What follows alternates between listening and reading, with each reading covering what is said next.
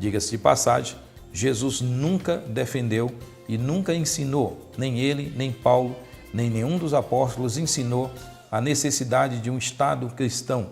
Pelo contrário, ele disse que devia ser dado a César o que é de César e a Deus o que é de Deus, demonstrando assim que existe uma separação entre o Estado e a Igreja.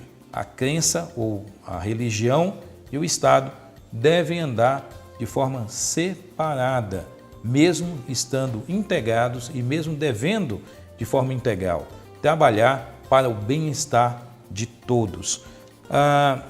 Quando nós falamos da questão da sociologia como um estudo, da sociologia como uma análise da vida humana, do homem e das suas relações de existência, nós devemos lembrar de pelo menos 3 nomes: Augusto Comte, Emílio Durkheim e Max Weber. Esses 3 nomes, pelo menos, são das pessoas que mais contribuíram para o desenvolvimento da sociologia como uma matéria, uma análise, né? Uma teoria a ser compreendida sobre as relações humanas. Agora, devemos compreender um aspecto bem interessante que eu creio que será enriquecedor para nós que estamos estudando esse módulo de teologia. A questão social e as relações entre a igreja e as demais crenças. O cristianismo sempre foi e sempre será uma fé que buscará o proselitismo. Não existe cristianismo autêntico sem proselitismo, ou seja, sem a busca incessante de fazer discípulos.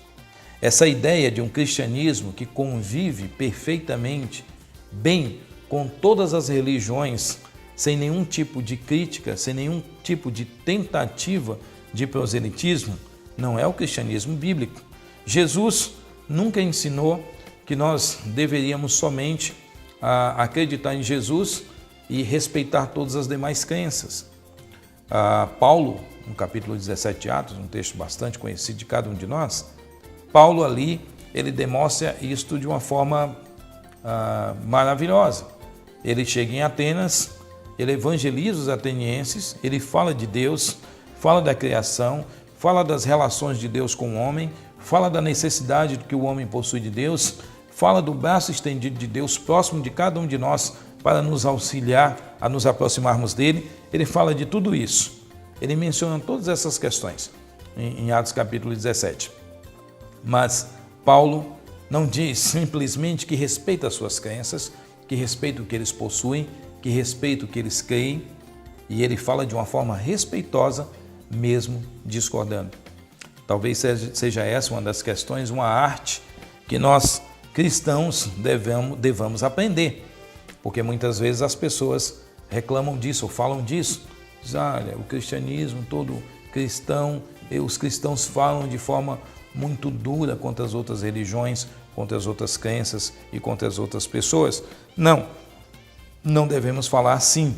Devemos falar de uma forma clara, direta, para buscar, através desse diálogo, demonstrar às pessoas de fato o que cremos, demonstrar às pessoas de fato o que está na nossa mente, de fato o que a revelação bíblica nos apresenta sobre esse assunto.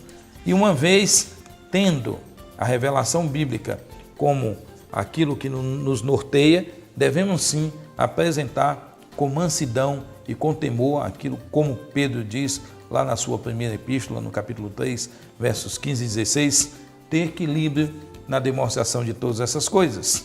Agora, pense bem, falamos de sociologia, falamos dos principais expositores que criam a sociologia, não é? E definem essa própria sociologia, e falamos um pouco sobre o cristianismo dentro dessa sociedade e como o cristianismo age no meio dessa sociedade na tentativa de expor as suas crenças. Aliás, o cristianismo fez uso das próprias questões que a sociedade tinha. Paulo, em Atos capítulo 17, ele evangeliza ali, ele fala de Deus, fala de tudo isso, fala de Cristo, mas ele não usa a Bíblia. A Bíblia já tinha sido traduzido pelo menos no ano 280 a.C., já havia a primeira tradução da Bíblia, a chamada Septuaginta. essa primeira tradução da Bíblia, apesar de já existir e apesar de Paulo estar está na Grécia, ou seja, dentro de uma cultura grega, apesar da Grécia de Paulo ser uma Grécia greco-romana, Paulo não usa a Bíblia em hipótese alguma, mas usa todo o conteúdo bíblico na sua exposição. Eu acho que é isso que nós devemos fazer e é isso que nós devemos aprender com ele, aprender a expor essas questões. Agora, vamos pensar um pouco sobre a fé, a crença, a religião no Brasil. Ainda nós temos alguns desafios quando falamos de evangelização, quando falamos de diálogo interreligioso, quando falamos dessas questões sociais, das questões de relação entre igreja, né, e a sociedade, e é óbvio que essa nossa sociedade é uma sociedade de pessoas religiosas, aqueles que acreditavam que a ciência, né, e que ela iria comprovar todas as coisas a ponto de levar o homem a não precisar mais da religião, da crença, de que a religião seria simplesmente um sentimento que ficaria lá atrás, porque o homem iria evoluir mais na sua compreensão da realidade ao seu redor e aí baniria naturalmente a religião. Esse prognóstico ainda não se cumpriu. Pelo contrário, a grande maioria das pessoas no nosso planeta são pessoas ligadas a alguma religião, algum tipo de crença, algum tipo de credo, algum tipo de fé. Nós, como brasileiros, vivemos num país onde existem algumas realidades aqui, que obviamente são diferentes em alguns outros lugares. Mas, por exemplo, nós ainda somos o maior país católico do mundo. E isso se torna também um desafio ao diálogo com os católicos. Um desafio na tentativa de aproximação, não um desafio na tentativa de produção de críticas, mas eu digo sempre, todo diálogo com qualquer religioso, todo diálogo com pessoas bem informadas na sua crença, na sua religião, na sua fé, todo diálogo é um diálogo muito proveitoso. Sabe por quê? Nos ajuda a crescer, nos ajuda a desenvolvermos um pouco mais o nosso entendimento acerca do que o outro crê, do que o outro pensa. Então, o catolicismo, nós ainda somos o maior país católico do mundo. E, sem dúvida nenhuma, isso nos chama a atenção, exigindo que nós, evangélicos, leiamos um pouco mais sobre o catolicismo, que compreendamos um pouco mais sobre as doutrinas católicas, até para que esse diálogo seja um diálogo mais eficaz dentro desse escopo da religião e da análise das crenças e da fé. Ainda temos um outro desafio chamado mormonismo. A Igreja de Jesus Cristo dos Santos dos Últimos Dias, a Igreja Mórmon, tem tido um dos maiores crescimentos aqui no Brasil. E um dos países onde o mormonismo mais tem crescido é a nossa nação. Isso exige também de nós uma compreensão maior da questão do mormonismo, da questão histórica, da questão doutrinária, uma compreensão maior do que significa o livro de Mórmon e as suas crenças fundamentais, para que, através dessa compreensão, possamos sim ampliar mais esse leque de possibilidades de diálogo, num diálogo bem proveitoso, um diálogo baseado não na ignorância, mas no conhecimento. Além do mormonismo, com todas as suas doutrinas controversas, como a ideia de que Deus é um homem glorificado, né, que mora próximo de uma estrela chamada Colobe, a ideia de que Jesus e Satanás são irmãos, filhos de um mesmo Deus, mas de deusas, mães diferentes, como pensa o mormonismo. Isso exige de nós uma compreensão mais ampla dessas doutrinas para um diálogo mais eficaz. Se o mormonismo de fato é cristão, ele tem que basear suas crenças, o seu credo, a sua fé naquilo que a Bíblia diz e não na criação ou na mente do profeta fundador Joseph Smith. Tudo isso nós devemos analisar e tudo isso nós devemos compreender. Também o adventismo se tornou um grande desafio para a igreja cristã aqui no Brasil. Nós temos também a grande dificuldade de dialogar, porque a grande maioria dos cristãos vê o adventismo como apenas mais uma vertente, ou apenas mais um grupo dentro desse cristianismo tão grande e tão geral. Então algumas pessoas falam, não, existem tantas igrejas dentro do cristianismo, cada igreja tem suas particularidades, suas peculiaridades, mas não deixam de ser cristão. Essas igrejas não deixam de ser cristãs. O cristianismo tem uma face, ele é multifacetado, ele é muito amplo, e a partir daí as pessoas dizem que o adventismo é uma crença como qualquer outra igreja cristã professa ou possui. E nós devemos entender que não, existem doutrinas adventistas que são totalmente afastadas dos conceitos fundamentais e básicos, até da questão soteriológica, a questão de salvação. Temos o desafio também das testemunhas de Jeová. Precisamos, sem dúvida nenhuma, compreender melhor esse grupo e a partir de uma compreensão maior, um dos grupos, nós somos os adventistas, nós somos o primeiro país do mundo, ou seja, o maior país do mundo em número de adventistas do sétimo dia, e testemunhas de Jeová, nós somos atualmente o segundo maior país do mundo em número de testemunhas de Jeová. Isso exige de nós uma análise maior, uma compreensão mais ampla, um diálogo bem melhor projetado para que essa questão das religiões dentro da nossa sociedade possa produzir um diálogo, uma interação que produza frutos para o reino.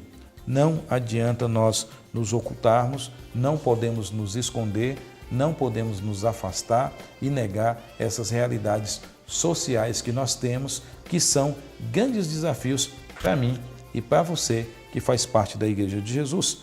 Também nós temos o espiritismo kardecista, que também exige de nós uma compreensão mais ampla da questão do espiritismo, sua fundação, sua origem, a própria história, quem foi Hipólito Leon Denis Arrivaí, o famoso Allan Kardec, quais obras ele produziu, o que ele escreveu, qual a base de todas as suas doutrinas, de todo o seu ensino, de tudo aquilo que ele expôs como uma verdade revelada pelo mundo dos espíritos. Tudo isso, eu e você devemos compreender um pouco mais. A partir de uma compreensão ampla, de uma busca de estudos, e o nosso curso de teologia tem exatamente essa intenção, fazer com que você amplie um pouco mais esse conhecimento, fazendo com que você tenha uma ideia mais tangível, mais palpável do que significa o conhecimento do livro sagrado, da história da religião, da história da crença, de todas as demais matérias e assuntos que nós tratamos em nosso curso teológico. Mas não se esqueça, compreender a relação dessas religiões dentro do nosso país e compreender o nosso papel como homens e mulheres que devem cumprir a sua missão nos auxilia muito a entender bem os primeiros passos do cristianismo e imitar essa igreja, lá do início, como uma igreja atuante dentro da sociedade. Devemos ter uma vida atuante. Não podemos ser cristãos apenas de arquibancada, apenas observadores da fé, porque esses primeiros cristãos não eram. Que Deus possa abençoar cada um de nós e nos dirigir a cada dia, a cada passo, para a compreensão mais ampla dessas verdades e as compreendendo, possamos ampliar demais e bem mais a nossa fé e nossa confiança em Deus. Que Deus abençoe a cada um de nós.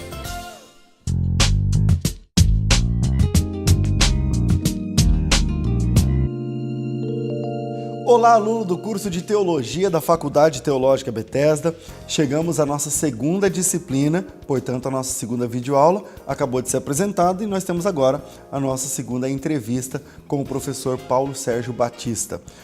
O pastor Paulo Sérgio Batista é pastor por vocação, ele é teólogo por formação acadêmica, também é formado em História, e tem um trabalho muito forte na área de apologética cristã, conforme você vai perceber aí no decorrer das videoaulas que ele apresenta nesse curso do curso de bacharelado. O pastor Paulo Sérgio Batista também é autor de alguns livros, como Sete Mitos do Adventismo, também o autor do livro Manual de Respostas Bíblicas. O pastor Paulo vai estar aqui falando um pouquinho com a gente sobre sociologia, a aula que ele acabou de ministrar. Pastor e professor Paulo, seja bem-vindo a esse bate-papo com a gente. É um grande prazer, pastor César, poder fazer parte desse bate-papo que tem aí ajudado muita gente a ampliar um pouco mais o conhecimento teológico. Bom, eu começo com uma pergunta interessante que o aluno deve estar fazendo aí do outro lado do vídeo, né? Qual é a importância do cristão em entender melhor a sociologia, para que ele vai usar, no que vai somar na carreira cristã, entender melhor sobre sociologia, professor? A sociologia, pastor César, é o estudo dos fenômenos sociais, né? E nós somos seres sociais. Então, compreender até o entendimento, compreender algumas questões da sociologia, nos ajuda até a compreender o desenvolvimento, né, do cristianismo ao longo da história. Nós não podemos acreditar que o cristianismo se tornou uma religião universal, como se tornou simplesmente por um acaso, ou simplesmente por uma ação divina que não levasse em conta os fenômenos sociais, né? E nós percebemos que esse cristianismo usa um conjunto de situações estáveis dentro do Império Romano, né? A Pax Romana, as boas estradas, né? Ou seja, a própria Bíblia, o próprio texto do Antigo Testamento já traduzido por uma língua universal.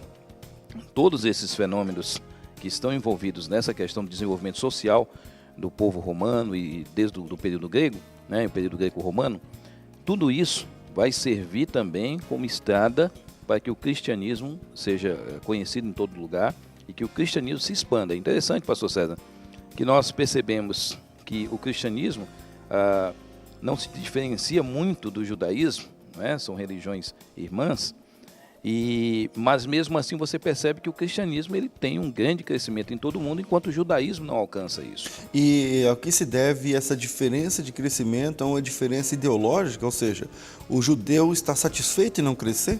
Ou não? Como que é isso? Passa por uma cultura social? A que se deve essa diferença de crescimento tão grande, já que o judaísmo é muito mais antigo do que o cristianismo? Exato. O que nós percebemos é que desde o Antigo Testamento, Deus disse que Israel deveria ser luz para as nações, ou seja, que a verdade que Yahvé estava trazendo para eles não era simplesmente para colocá-los numa situação de orgulho, não é? A ponto deles acharem que eles eram proprietários de Deus, mas que essa mensagem deveria também atingir as demais nações. Só que no cristianismo, pastor César, nós temos uma ordem de Jesus, porque ele primeiro tem a ordem da pequena comissão, não é? Quando ele envia os seus discípulos para um grupo restrito, para os judeus, mas depois nós temos a ordem de Cristo para expandir esse evangelho em toda a terra, não é? E por todo mundo. E você percebe lendo o livro de Atos, pastor César, que a igreja ainda demora um pouco para tomar essa atitude. Para obedecer o ID. Para obedecer o ID. Não é uma coisa imediata.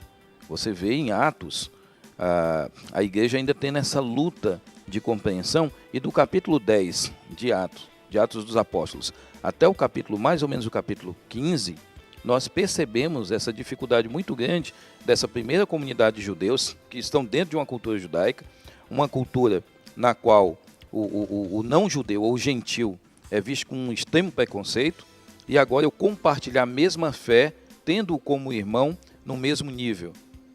Não é? Então, olha que coisa interessante. Eu até acho, eu não sei se essa é uma leitura correta, mas me ajuda, que no começo da igreja, a igreja foi muito como um partido do judaísmo, alguma coisa bem próxima a isso, porque eles estavam baseados no templo, eles obedeciam às horas das orações, né?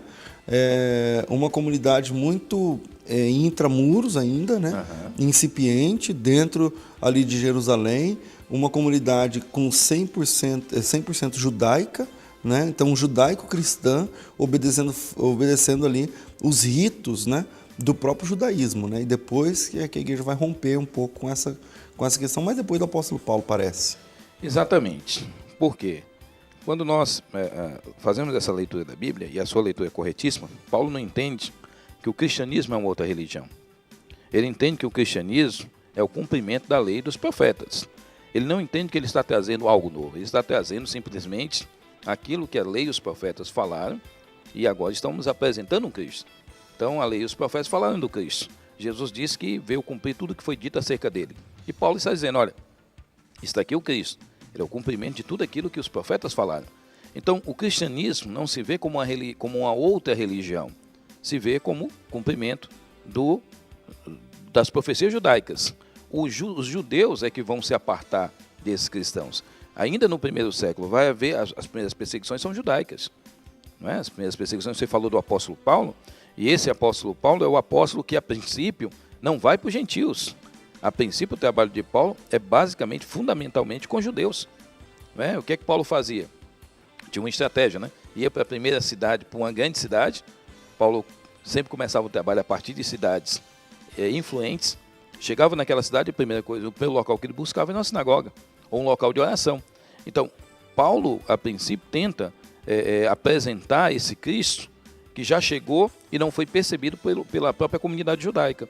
A ideia dele não é romper e fazer uma outra religião, mas apresentar o cumprimento dessa crença. Os judeus não conseguem compreender. Perseguições do primeiro século são as perseguições judaicas a princípio, não é? É interessante, pastor César, que quando existe a destruição de Roma, né, por Nero, Nero manda queimar, incendiar Roma, e mais ou menos de 14 bairros existentes na época, 10 foram totalmente incendiados. E a maioria dos bairros que não foram incendiados eram bairros onde habitavam judeus e cristãos, e judeus cristãos, judeus messiânicos. O que ocorre? Naquele período não existe morte e perseguição contra judeus. A religião judaica sempre foi reconhecida como uma religião aceita pelo Império Romano. Era uma religião lista. O cristianismo só vai ser lista dentro do Império Romano a partir do ano 313, depois de Cristo. Então, naquele período, é interessante que Nero já sabe, o Império Romano já sabe distinguir entre o que é um judeu, não é, e o que é um judeu messiânico. Prova que as grandes perseguições só são a judeus messiânicos. Alguns séculos Ou seja, antes, cristãos, né? cristãos. Não é? Então, gradativamente, a própria Roma, ela no começo não sabia lidar com o cristianismo. E quando você lê um pouco sobre a história romana, nesse período, até antes do ano 68, 69, você percebe que Roma, os estadistas romanos que estão tratando com essa nova religião, eles não sabem bem como tratar ou como resolver essas questões. Por isso que dentro do primeiro século a gente não pode chamar a perseguição cristã como antissemitismo, né? Porque Exatamente. não é exatamente uma perseguição antissemítica, mas uma perseguição no campo da ideia, né? E Da não ideia, porque, aliás, não pode ser considerado nem antissemitismo, porque o antissemitismo é essa perseguição aos judeus, não é? Porque eles são judeus, não por causa de uma ideologia em si.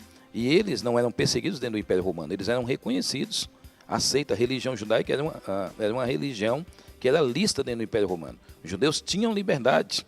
O pastor Sérgio já viajou em alguns países e você percebe que existiam sinagogas em várias nações. Sim. Né? E nações onde Roma era extremamente Grandes influente. nações, né? E locais onde Roma Cidades era extremamente grandes e tal. Professor, como que, dentro da sociologia, dentro da forma social de enxergar, como que o cristianismo é enxergado hoje? Porque o cristianismo já foi, penso eu, que historicamente é a religião mais perseguida do mundo, né? Nós temos hoje, enquanto nós gravamos essa entrevista, cristãos vivendo dentro de containers presos. Nós temos hoje cristãos sendo assassinados quase que diariamente, né? Sobretudo no mundo muçulmano, que uma das suas palestras e videoaulas você disse que é o maior desafio da igreja atual. Como é que o cristão é visto socialmente hoje? Isso depende também da cultura? É interessante, pastor César. Digamos que desde o período da Revolução Francesa, aliás, com o surgimento da religião, com o surgimento da ciência, né, já no século XVI, nós vamos ver uma mudança muito grande no conceito de religião e como as pessoas vão ver a religião. Porque a grande sacada entre o fim da Idade Média e o começo da Idade Moderna é exatamente a mudança do centro da vida das pessoas. A sociedade antes se via, primeiro, olhando para Deus. É uma sociedade que Deus estava no centro, exatamente. Teocêntrica. A visão deles é teocêntrica. Depois passa a ser antropocêntrica. Por quê? Porque passa a ser baseada dentro do raciocínio humano, dentro das concepções humanas, dentro da visão do homem. né, acerca do próprio mundo. É óbvio que o cristianismo, como foi a religião mais, digamos, mais influente em toda a Europa, né, aliás, religião essa que construiu a Europa, que se fala muito mal do cristianismo, mas quem construiu a Europa, os impérios, as grandes cidades, né, no sentido cultural. Universidades. Então você vê, a universidade é um legado cristão. É um legado cristão, né, para a humanidade. Então, aliás, todas as grandes universidades, vamos falar das europeias primeiro, que vieram primeiro, eram cristãs confessionais, né? Então você pega grandes universidades como Cambridge, por exemplo, é uma universidade cristã. Então você pega, vindo agora para a América, as grandes universidades, as principais universidades, sempre foram confessionais. Exatamente. Nós somos cristãos. Ou seja, hoje, é engraçado, Paulo, porque hoje essas mesmas universidades negam, não é, princípios básicos da fé cristã, como, por exemplo, a inerrância da Bíblia. Hoje, nessas universidades fundadas por cristãos, muitos deles ortodoxos, né, negam a ortodoxia bíblica. Exato. Como que a gente vê isso socialmente? Exato. O que você percebe é que isso tudo está ligado a esse período, desde o surgimento da religião, fim da Idade Média para a Idade Moderna. Da ciência. Essa mudança, não é? Surgimento da ciência. Da ciência. Essa mudança de paradigma, essa mudança de visão, de cosmovisão humana. E com o passar do tempo, é óbvio, César, esses críticos, eles vão criticar o maior domínio da época. E o maior domínio da época é a religião cristã. Eles vão criticar todo esse arcabouço, tanto social, político e religioso, essa dominação. E o cristianismo vai ser, sim, a religião mais criticada. É óbvio, você falando da questão de mortandade de cristãos em todo o mundo, mais de 100 mil são mortos anualmente. Sim, hoje, né? Hoje. Inclusive. Enquanto nós estamos gravando aqui, alguns cristãos estão sendo mortos pela fé. Cristãos estão sendo mortos porque creem em Jesus. Então, é uma questão interessante que todo esse ódio permanente, esse ódio, quando você falou da questão da universidade, hoje o que se mais fala nas universidades, César, é que não existe verdade absoluta. Mas a ideia da universidade é a ideia, sim, da unidade da verdade. A verdade em busca de uma verdade absoluta, né? Que deve ser reconhecida e conhecida através da razão. E aí a gente também tem que parar para analisar, Paulo, não querendo transformar a videoaula numa matéria apologética, né? Mas esse tipo de afirmação é uma afirmação que não se sustém aquilo que ela mesma propõe. Quando você diz não existe verdade absoluta, quando alguém na universidade disser para você, meu irmão, que vai fazer a universidade, não existe verdade absoluta, você devolve a pergunta dizendo, essa afirmação que não existe verdade absoluta é uma verdade absoluta? Porque se ele disser que sim, então ele já não tem mais condições de sustentar. Se ele disser que não, então é uma mentira. Então exatamente. Não precisa ouvir. Exatamente. Então, como que o cristão deve se posicionar no meio dessa diversidade sociológica que nós atravessamos, Paulo? Eu falo sempre o seguinte, César. A Bíblia é suficiente para me ensinar o caminho da verdade, como me aproximar de Deus, como conhecer Jesus e como viver uma relação positiva do sentido homem-Deus e Deus e homem. Mas a Bíblia não me dá respostas sobre todas as questões da vida. A Bíblia não é um livro que me dá respostas sobre como surgiram esses fenômenos sociais. Então, estudar sociologia, César, me dá acesso ao coração dessas pessoas que eu vou encontrar na faculdade, né? A uma compreensão melhor dos fenômenos que giram em torno da nossa sociedade e a fundamentam. E isso me dá uma compreensão melhor de diálogo, porque a partir de então eu vou poder, sim, compreender melhor o que ele pensa, por que ele pensa, como ele pensa, e vou poder colocar dentro desse diálogo um pouco do cristianismo, um pouco da Bíblia, um pouco de Jesus. Afinal de contas, esse é o intuito de estudar teologia e compreender mais sobre o Evangelho de Cristo. Bom, a gente chegou ao final desse bate-papo interessante. Eu vou pedir a você que faça os seus exercícios de sociologia. Qualquer dúvida, entre em contato com o seu professor no telefone que aparece no seu material escrito. E nós teremos o privilégio de contar com o pastor Paulo Sérgio Batista em outras matérias, em outras disciplinas com a gente, tá bom? Espero que você tenha gostado do nosso bate-papo. Você pode mandar e-mail, inclusive, para a gente, fazendo perguntas. Um grande abraço a você. Professor, muito bom estar com o senhor aqui. Espero você em outras disciplinas. Obrigado, pastor César. Foi um grande prazer. Bom, a gente está ficando por aqui, mas o curso continua. Mãos à obra, vamos para a nossa próxima disciplina. A gente se encontra na próxima videoaula. Um grande abraço, até lá.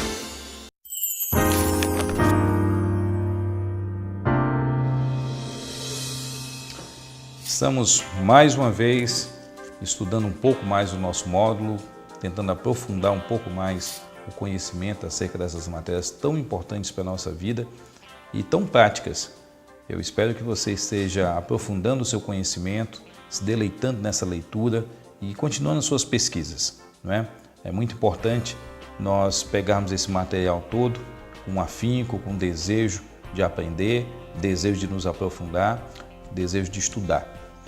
Falando em estudos, nós vamos trabalhar um pouco nesse momento sobre didática, né? A arte, o ensino, a capacidade de transmissão, a forma que nós temos de transmitir ensinos para que pessoas, ou ensinos ou conceitos, para que essas pessoas possam, aprendendo esses conceitos, aprendendo através de uma metodologia didática, uma metodologia que tem uma certa praticidade, elas possam de fato aprofundar o seu conhecimento sobre as áreas ou os campos de pesquisa nos quais elas precisam estudar e se aprofundar. Nós vamos pensar um pouco sobre a didática geral, que é uma matéria de cunho teórico e também prático.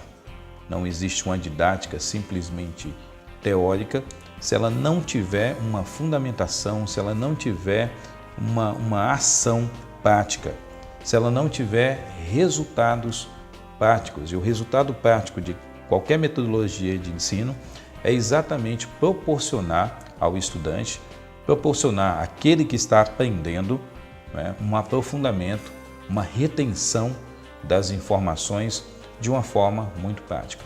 É óbvio, todos nós sabemos que existe uma infinidade, uma grande quantidade de metodologias didáticas.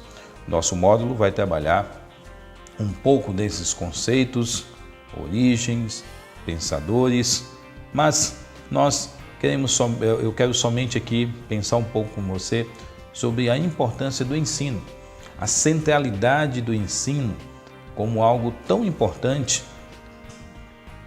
dentro do cristianismo, é algo tão importante dentro do judaísmo. O que é essa religião, o que é essa fé, não é? E a importância até dela, o próprio ensino.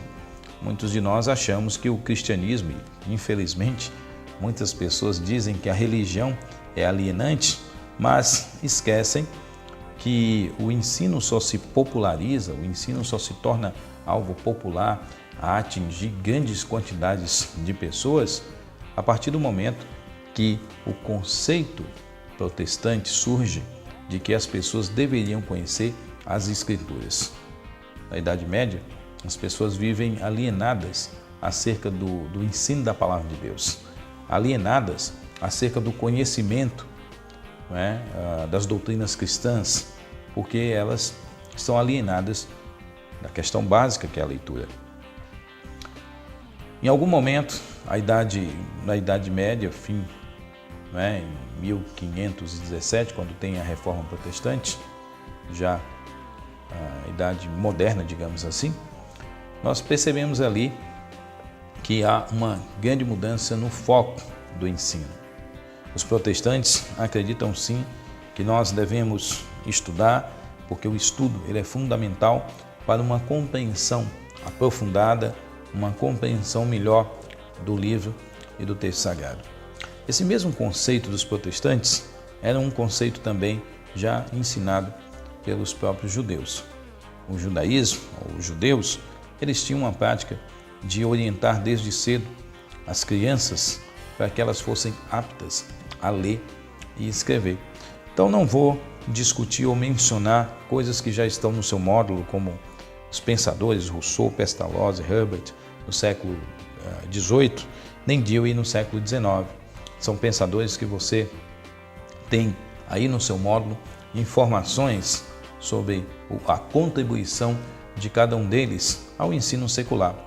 É óbvio que quando nós falamos de ensino secular, nós podemos usar muito dessa metodologia para também o ensino prático da teologia, o ensino prático das verdades do livro sagrado. nós não precisamos necessariamente dividir esses conceitos entre o conceito de uma didática, eu tenho que ter uma didática, uma metodologia didática que eu possa aplicar somente no âmbito religioso e outra metodologia didática que eu possa usar somente no âmbito secular. Podemos criar metodologias, podemos desenvolver de forma prática algum desses conceitos, principalmente a partir do que grandes pensadores produziram, do que grandes pensadores também fizeram. Isso também é uma grande contribuição ao pensamento e ao nosso conhecimento. Eu tinha falado anteriormente sobre a questão da Idade Média, não é? E da forma com que muitas pessoas elas vivem durante o período da Idade Média alienadas dos conceitos básicos de conhecimento, ou seja, a simples leitura de um texto. À medida que você vê a Reforma Protestante, a popularização do livro sagrado, a Bíblia, o livro mais impresso, o livro mais lido em todo o mundo, à medida que esse livro exige o conhecimento, à medida que esse livro exige que as pessoas possuam, sim, um aprendizado, saibam as regras básicas da leitura e, a partir dessas regras básicas, um aprofundamento, nós vamos ver que a educação para todos vai se tornar algo tangível e palpável. Então, ao contrário do que muitos dizem, a Bíblia, sim, também influenciou muito na questão da formação dos padrões de educação que nós temos, pelo menos da base desses pensamentos e do incentivo para que o ensino se tornasse algo público e não algo privado e de domínio de uma pequena classe dominante. Então essa é a importância, mesmo que na Idade Média esse ensino não era popularizado, mesmo que na Idade Média nós temos lá o chamado escolasticismo, né? Um padrão de ensino que colocava a ideia de Deus como centro, e nós vamos ver no final da Idade Média, já no começo da Idade Moderna, o foco da atenção em todos os âmbitos, né? Da cultura e em outras áreas, nós vamos ver gradativamente um foco, esse foco sendo mudado para um outro ser, que não era mais Deus, e sim o próprio homem. A partir daí, grandes sistemas educacionais visando a orientação do homem acerca principalmente das chamadas ciências naturais e também da compreensão melhor do mundo agora, não só a partir da visão da filosofia, mas agora com o apoio daquilo que nós chamamos de ciência. Então a ciência passa a ser esse suporte de apoio e usar também métodos aplicados a essa própria ciência, passam a ser aplicados também dentro dos sistemas educacionais para que as pessoas possam aprender os conteúdos, né, de programas de informação que existem aí e que nós precisamos nos aprofundar e compreender melhor. Nosso módulo vai traçar essas questões de uma forma bem prática e você tem que ler com muita atenção, com muito cuidado para obter essas informações. Agora, quando nós falamos de ensino, quando nós falamos de aprendizado, quando nós falamos de didática, nós não podemos esquecer uma questão fundamental, a questão da formação do professor. É óbvio que muitas vezes nós, dentro do próprio cristianismo, as igrejas evangélicas hoje, elas não têm se importado tanto, e isso é percebido, com essa formação do professor. E aqui fica um lembrete. Às vezes, no meio secular, você não vê uma pessoa se tornar professor no meio secular sem, pelo menos, uma mínima preparação ou, pelo menos, um currículo exigido que seja mínimo para essa formação.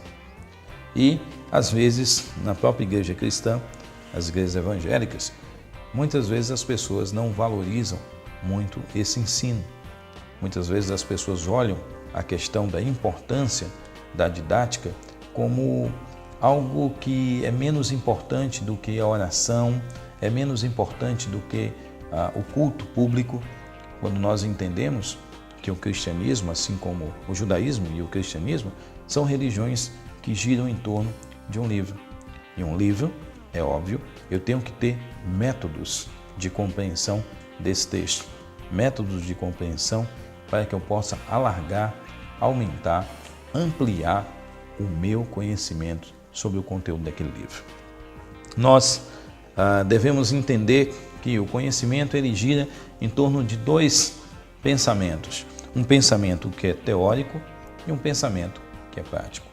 Eu não posso simplesmente teorizar a Bíblia e o ensino teológico de forma que as pessoas tenham um conceito extremamente abstrato das realidades exemplificadas e demonstradas ou reveladas ali. Eu tenho que ter, além disso, também um conhecimento prático. Transformar aquilo que é teórico em uma forma prática. Eu acredito que esse hoje é um dos grandes desafios dos educadores em qualquer área. E dos educadores cristãos também. Dos educadores que estão nas nossas igrejas e que precisam sim possuir uma habilidade de ensino, uma capacidade de transmissão. Quem de nós nunca teve, durante a nossa formação secular, ou às vezes até a nossa formação, ou cursos ou participação em alguns trabalhos que não são seculares, são religiosos, quantas vezes nós não vimos pessoas despreparadas ao púlpito? Quantas vezes nós não vimos professores despreparados em sala de aula? Então, a valorização dessa formação, desse conhecimento que é teórico, mas também prático, ela é fundamental. Nós não podemos desprezar isso.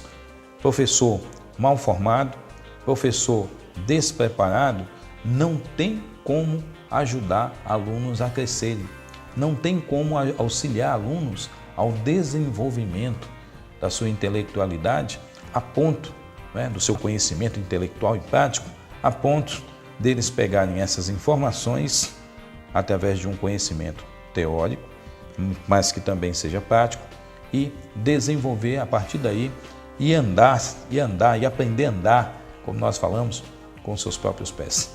É necessário que haja o conjunto dessas informações. Às vezes tem pessoas que dizem que são extremamente preparadas, mas não conseguem transmitir ou transferir o conhecimento que elas possuem para os seus ouvintes. E isso, infelizmente, tem prejudicado muito a muitas pessoas. Então, você como estudante de teologia, você que está fazendo esse curso, você deve ver tudo isso como um desafio, um grande desafio. Um desafio não somente de você aprender conceitos, um desafio